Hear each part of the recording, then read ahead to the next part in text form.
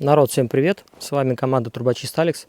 Сегодня мы на объекте, где нужно будет, первое, это поменять футировку в каминной топке, установить пламя-гаситель или ограничитель пламени, кому как нравится, и почистить, собственно, саму каминную топку и каминную трубу, дымовую трубу.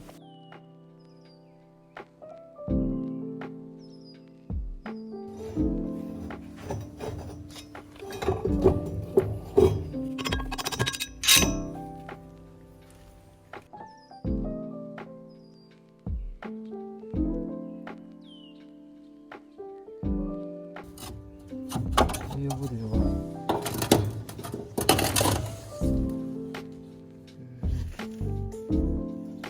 Вокруг уложены между коробом и самой трубой.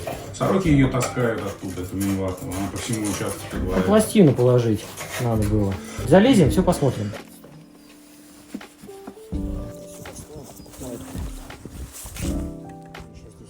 Так, я там сейчас гляну, что кого куда. Да, идет нам ногами битва, да. Сейчас, если дальше так будет. Стоп! Ух ты. Это что такое? Это виновато. Ну-ка, подожди, стряхни еще раз. Ага, покрути. Подожди, дай мне посмотреть. Подожди, там интересно. Обалдеть. Заказчик А я в думаю, шоке. почему тяги нет? Подожди, покрути, ну там очень интересно. Ой. Ух ты. А давай дальше. Хорошо. Ух ты. Вот она. А кто там у вас лазит? Сороки. Они выдергивают минвату из прокладки между коробом на трубе и самой трубой наверху там. Она здесь валялась по участку, но я думал, они ее вытаскивают, они закидывают внутрь. Баскетбол? Ну, А это какой же кусок надо сразу... Это не кусок, Посмотри. посмотрите. Посмотри. Так, ребята, у нас сейчас в трубе небольшой засор из минваты. Не знаю, сколько там метров. В общем, будем использовать вот эту насадку. Также у нас она представлена в магазине shop.trubochistalix.ru. Держи. Вообще-то вату в трубе измеряют в милях. В милях.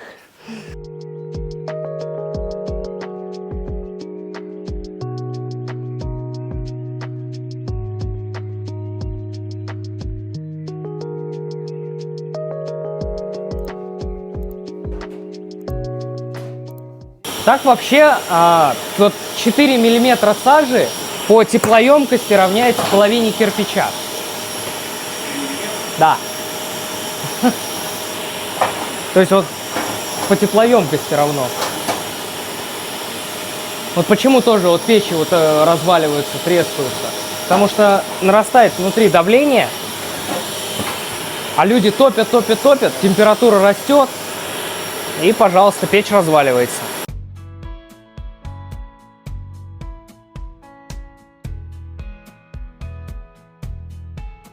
Выключай пылесос.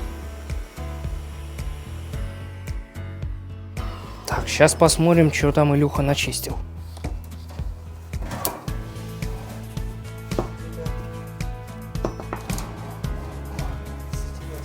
Может, он уже все.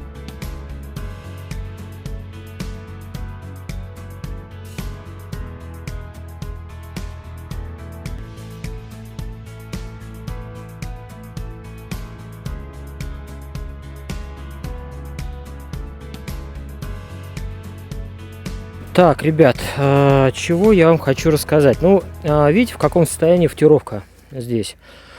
Здесь футировка сделана тоже из шамота, но другой производитель, польский. Вот, и толщина 40. Ну, не 40, 50 миллиметров. Мы используем, ну, а-ля немецкую, да, чешскую керамику. У нее толщина 30. И там, где это сейчас возможно, мы будем использовать ее в 2 слоя. Ну, вот, с перекрытием швов, со смещением. Вот, на поде лежит 30-ка, вот, части. То есть, видите, вся футировка, она полопанная. Вся треснутая, вся вот такой вот лего из нее. Вот, это связано не с каким-то там... Ну, может быть, хорошо. Причин, естественно, много, но в основном это влажное топливо. То есть изначально было влажное топливо, поэтому, а она изначально сразу же потрескалась. И еще могла быть причина, но это вот на боковых на одной из боковых частей, вот на той, это именно как сейчас термоудар. То есть изначально сразу запаливались дрова, было большое пламя, была большая температура, и там, где футировка, собственно, шамот сам еще не был лопнутый, он, естественно, и лопнул. Что? На меня смотри. Да. Тут кому рассказываешь-то? Керамики? Да, керамики рассказываю. Я же рассказываю керамики, да? Вам-то что, вы и так все знаете. Значит так, мои юные друзья, информация для вас. Никогда не используйте влажное топливо и никогда не затапливайте печи таким образом, чтобы сразу было очень много пламени и очень большая тяга. И как следствие будет тогда высокая очень температура. Это все очень плохо. Запомните.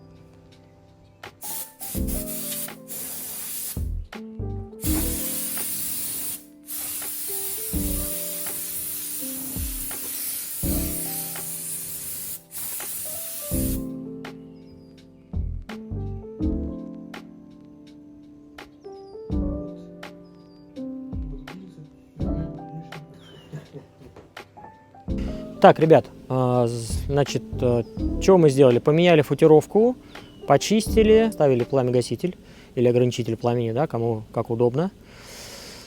По трубе замерили оголовок, будет небольшая модернизация, но эту оставим сейчас на апрель. Сейчас не будем ничего делать. Дадим предложение заказчику.